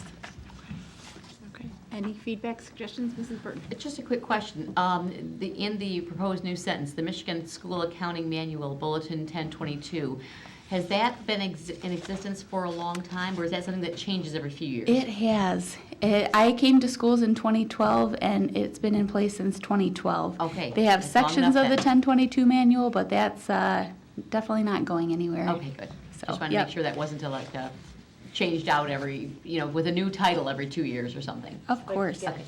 But yes, Yeah. exactly, like the Gatsby, yes. Gatsby 97, Gatsby 122. Yes, yes, yes. Any other comments, suggestions? Are we good with this wording for first reading? Okay. Yes. Wonderful, thank you. Fantastic. Tammy, we'll put that on first reading. Okay, and the second one? The second one is policy DIB, financial reports and statements. And I brought some proposed changes to this policy last week, and we had some discussion about moving some of that policy into administrative procedures. So that was what is in the board's packet. So I'll read this. This is, again, pretty straightforward, short policy. So I'll read what I'm proposing, and then we can move over to the administrative procedures. This policy would read, "The Board of Education shall receive financial reports at a public meeting of the board on a quarterly basis. Additionally, each year, an outside audit firm will present to the Board of Education a report of the audit completed on the prior fiscal year. The district's accounts payable check register for the most recent school fiscal year will be available on the district's website. The board may request additional financial reports." Really good. Really good. Love it. That's Perfect. great. Yeah. Yep. And then moving on to our administrative procedures, this is where we outline what our current schedule is for these financial updates. So in June would be a final budget amendment for the current fiscal year, as well as a proposed budget for the coming fiscal year. In October would be our financial statement presentation and a report of the auditor on their testing of the previous fiscal year. I make note on here too, this is new from last year, making note that when the board would normally take action and when it's just for informational purposes only. So in June, the board would be asked to take action on both the final amendment and the proposed budget for the coming year. In October, the financial statements would come to the board for acceptance. And then I'd also present an update on the current year budget. So generally, by October, we have a good handle on what our student count is, so I can update you on what our estimated foundation allowance will be for the year. We also have staffing in place, so I can give some idea there, and just any other general updates that we have that we didn't have. Sometimes we don't have a state budget, in place when we adopt it in June. Thankfully, this year we did have our foundation allowance increase, but I can also update the board on what has been included in the state's budget for this year. So, and then in December, what we've been doing is bringing a budget amendment for the board. So that would be something formal that would then come to a regular meeting for the board's consideration. And then again, we would bring in March an update on the current fiscal year budget. That would be for informational purposes only. I'm not sure that we've had to do it, but if there was any kind of major change and we did want to bring that forward to the board for formal adoption, we could always do that. But the update seems to be working for us. And then in June, we'd bring a final amendment for the school year. I'm sorry, I skipped over in March. We're back to March. I'm just moving right along. So March, again, I'll update you on the current year budget, and then by then we normally have the governor's budget proposal for the coming year. Sometimes we've gotten hints of what maybe the Senate and the House are going to include in their budget, so I can update you on what we know so far for the next year too. So if that looks good to you. Great. That looks fabulous. I think one of the great additions too, Allison, is that you included when the information would be voted upon by the board. Yes. And when it is information Yep. only. So Yeah, that's I think great. that was a great addition to what you had in here. Yep. Wonderful. Thank you. This No, looks it's really fabulous. nice. Yes, it's It's very really well helpful. done. Yeah. Wonderful. Yeah, really great. And concise. I like how you did the bullet points too. Perfect. Thank you for the suggestion. You're welcome. Anything else? First, or no, we don't have to approve the policy or the procedure. But the policy, we'd be personnel, happy to right. bring that. Perfect. And our last policy for tonight is policy DJCA, payday schedules. And this is a rather simple one too. We had listed what was all the master agreements or reference to the master agreements for the payday schedules. And the Livonia Community Education Association was dissolved. So updating our board policy to reflect the 6 remaining collective bargaining agreements. Perfect. Thank you. Now, yes, Mrs. Burton. Just a quick question for the purpose of this policy. Is this, the purpose of this policy is just to notify folks of what the payday schedule is going to be? I believe so. And we did, people would see it in our collective bargaining agreements, but we are on a 24 pay cycle. So we pay employees twice per month on the 10th and the 25th. If that ever falls on a weekend or a holiday, we always move the pay forward. But that's what's reflected in each of our collective bargaining agreements. Okay. And this whole in section D is all on employee situation, Or fiscal policies, Yep. right? Okay. Yep. Okay. All right. Or I should say it's all on the fiscal management. So as far as what our paydays are, we're detailing that out in this policy. Do we want to even expand the first statement to make a full sentence? Because you really don't know what that, I mean, it's not saying, the first sentence that tells you anything at all doesn't tell you what we're talking about. You have to Yep. look at the title to figure it out. Yep. So could I suggest that we make that first sentence fragment into a whole sentence that just says, for information on pay schedules, see the following agreements, or something along that line? Yeah. Yeah, yeah. Yep. It's a great idea. I like that. And then, I do like, go ahead, yes. I do like the idea of keeping it in reference to, I agree with expanding the initial sentence, and I do like keeping it as stated to refer to the master agreements, because Yes. then we would not have to change Right, the policy, should we make a change. right. And remember to during change that the bargaining policy. If period. just one Yes. changed, it should change the policy. So I know oftentimes we don't like to necessarily just refer to a law or refer to a practice, but to really spell it out. I think in this case, it makes sense to Yeah. do it this way. Yep. Yeah, absolutely, absolutely. Okay. And are we okay if she just changes that and includes it in our packet, and then we'll still do a first reading Fine on with me. Monday? Okay, perfect. I do know the board knows this, but also if the community is, watching, all of our master agreements are posted on our transparency page of our website. So if they do want to see specifically how that's worded, they could go on our website to see that. Do we want to include that in, I mean, how long do we think that the transparency page has Yeah. been in existence for a number of years Yeah. now? And that's required by law too, that it's posted on there, so that wouldn't be changing, so. It's the individual Yeah. master agreements that are Yeah. posted on the website, that are Mhm. something. Okay. Yeah. Yeah. Okay, That that's a makes good idea. sense. Okay, perfect. Thank you, Mrs. Smith. Thank you. Anything else? That concludes policy, President Johnson. Thank you, Mrs. Frank. That'll take us, and thank you, Mrs. Smith. Thank you. Thank you. That'll take us to item 6, our Finance Committee, Mrs. Bonnefield. I do not. Superintendent Oquist? We do not. Thank you. That concludes finance. That'll take us to item 7, Personnel Committee, Mrs. Bradford. Thank you, President Johnson. This evening, we do not have anything, correct? We do not. Thank you. That concludes personnel. Thank you. That takes us to item 8, Legislative, and I'll turn it over to Mrs. Jarvis. Thank you, President Johnson, and I will turn it over to Superintendent Oquist. Thank you so much. I just wanted to let you know that we are working on something that I'm sure you've heard about over the years with regard to a lighted crosswalk within our school boundaries. And recently, the Observer covered this item. It's something we have been actively seeking for many years. As you know, we've requested traffic studies, we've requested support, we've done whatever work we can do. Some of the roads, especially we're talking about in front of Franklin, and the crosswalk across Middle Belt to Emerson are two of the areas that are of most concern, but there are several. And so I wanted to let you know that we have brought this forward to both the city, who I believe concurs that these are necessary. We've also brought it forward to the county.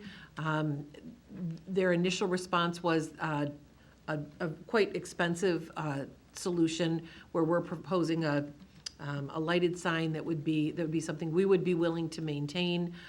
So we appreciate that there are many voices who have joined this conversation, but I did want to let you know we are still actively seeking that, but most specifically in front of Franklin High School and in front of Emerson, or on the route going to Emerson. As you know, there are certain times of the year that students are walking and crossing in the dark, and these are high traffic areas. And so unfortunately, we've had not just some close calls, but students actually clipped in that area, and thankfully not seriously injured, but it is a concern that we have expressed, and I know Mr. Pacey and the administration at Franklin, as well as at Emerson, certainly feel the same way. So I just wanted to bring that to your attention. Should you be asked about that, that is something we continue to advocate for, and that we are very willing to maintain if that were to be added to those areas. And we also continue to stay very actively involved and up to date on all of the educationally related legislation. It has been a busy summer in Lansing, and we still do have a short session that will be taking place this fall. And so we're following specifically some legislation related to retirement and the ability for folks to come back to work in the public education sector once they've retired, and the guidelines around that, as well as potential updates to the teacher evaluation and administrator evaluation guidelines. So we are regularly, I am regularly working in concert with our legislative liaisons through Wayne County RESA and through other districts. And so we are, again, it has been busy, educationally related legislation, so we'll continue to follow that closely, and I'll keep you updated. Thank you. Any questions?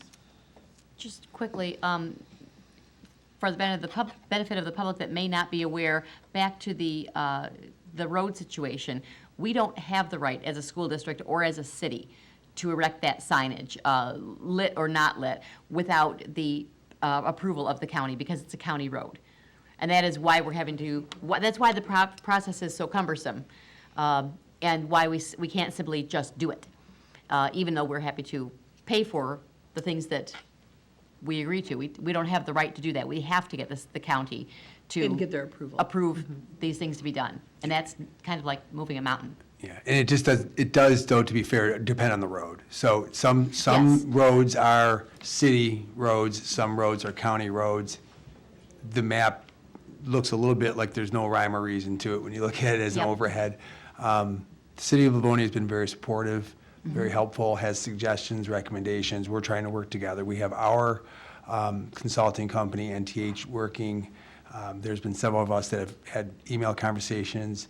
The sergeant that's in charge of the LPD traffic, I'm butchering his title, but yes, the Traffic Bureau is supportive. So we're all trying to work together. It's not going to go as fast as everyone would hope it would have originally, but we are, I think, making incremental progress, and we'll do what we can when we can and where we can as quickly as we can. And I think everybody's kind of on that same page. It really is, frankly, fairly specific to one street that is a county street. Yep. But, I mean, that's not, I'd like to, it's not, you don't love to do things, like do one here and then come back and do one there. You'd like to kind of do things together at one time. But we continue to have conversations and want to, we just keep pushing that ball forward. And at this point, I assume, even if we got piecemeal approval, we would grab it and run, Yeah, correct? We're going to go, I'm actually at this point waiting for NTH to update they have to do the drawings and call out the specifications of what the sign is, what the electrical, just kind of all of that architectural type of feel of work. And then we have to submit that proposal to whichever entity that's officially. And it's one thing to say, yes, we think that's brilliant. It's another thing that you have to actually do the correct proposal with the items that you're specifying and asking for that, because it could be, well, that we love the idea, but that's not the right item. We need to look at a different item. So we're just going to keep, like I said, pushing that ball forward and getting as much as we can done. Just actually had conversations today via email with NTH, and they're starting to work on the paperwork and the proposal. Because what we did initially propose So something we did, but it was to the county that was yes, rejected. yes. And then they sent something back that was going to be much more extensive Yes. and costly. And so we continue to work at modifying that. We're trying to get there. And the goal is to get the area lit. Is that correct? Or is just to get the signage lit during school hours to alert drivers to slow down? Correct, it's a signage, yes. Okay, A lighted sign, correct? Yes. okay. Really to just bring your focus in on that, yes. Okay. Okay, And to Wayne, Wayne County's not against, they just have their right. They just have their procedures, the things that they use and that they maintain, and that they support, and that they believe would be the safest item. Not every engineer agrees with every other engineer, or not every traffic commissioner agrees with every other traffic commissioner and what is the best item and then here and now. So we're going to keep working through it, though, and we'll get something there. Unfortunately, I don't think we're going to get it, because I notice every day I leave for work, it seems just a little bit darker. And, so we're going to, but like I said, we've had conversations just about every day in one way, shape, or form. Okay, all right, thank you. You're welcome. Thanks, Mr. Francis. Mr. Francis. Just as we're in this discussion, I know that different schools are different, but there is, like, the lighting, especially at Stevenson, they almost got clipped by cross, because when you turn it is dark.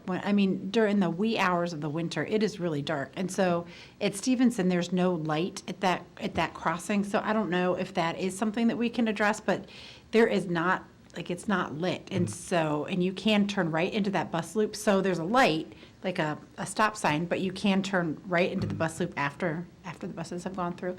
And cars, kids kind of dart across. I'd love to say the kids never do, but that, especially on the east side, yes, it's a hard spot. And kids are kind of going back and forth in the dark. It's just hard. Items, anything that is at the boulevard from the curb, take it from the boulevard into the street to through the other boulevard is the city or the county, depending on who has that road. Yeah. So things like lighting that I assume you mean like a light Yes. pole. Yeah.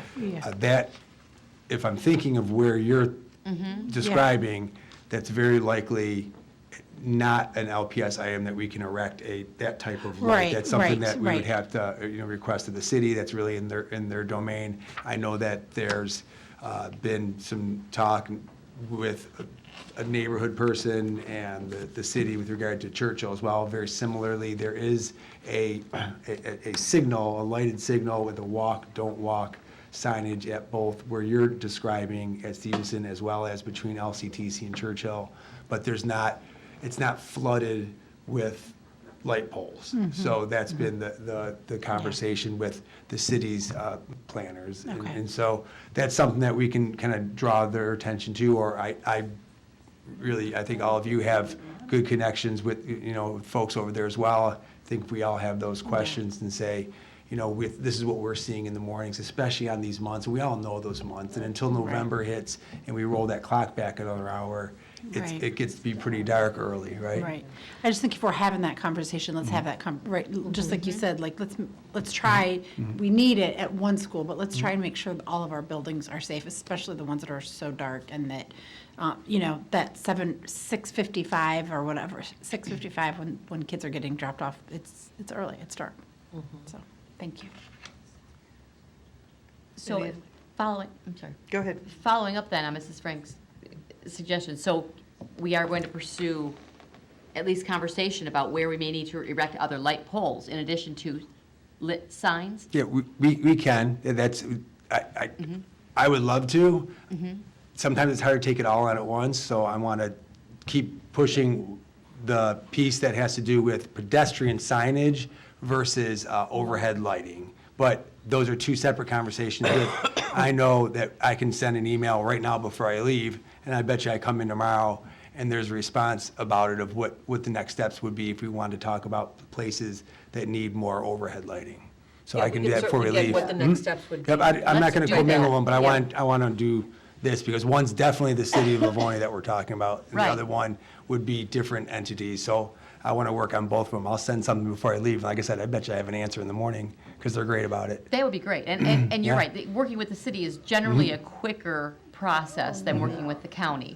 But yeah, if they're separate processes and separate projects and they don't, and pursuing both would not impede progress on either one, let's pursue both. It would really be us as a district saying we see this, and then it really be their domain. Versus what we're asking is we would be buying and installing a pedestrian crosswalk, which is why they're different in that sense. And so it would be like our consultant that has to drop that proposal and then submit it on behalf of Livonia Public Schools, et cetera, for the pedestrian crosswalk, versus saying this is entirely your domain, and how do we go about working towards that. So that's what I meant by having two different processes. Okay. Anyone else? So, although we're working on it, these things will take time. So in the meantime, we can encourage our families to help the children wear brighter colors, have reflective tape on their backpack, help them to be seen. because it is getting darker It is. earlier. It is, for sure. And encourage our drivers, drive like all, those kids are all yours. Yeah. Seriously, Yeah. be careful. Nobody wants to be involved in an accident, but you gotta drive a little safer. And that's it for legislative. It is. Thank you, Mrs. Jarvis. And so that brings us to the end of our agenda. So we will say good evening. Thank you.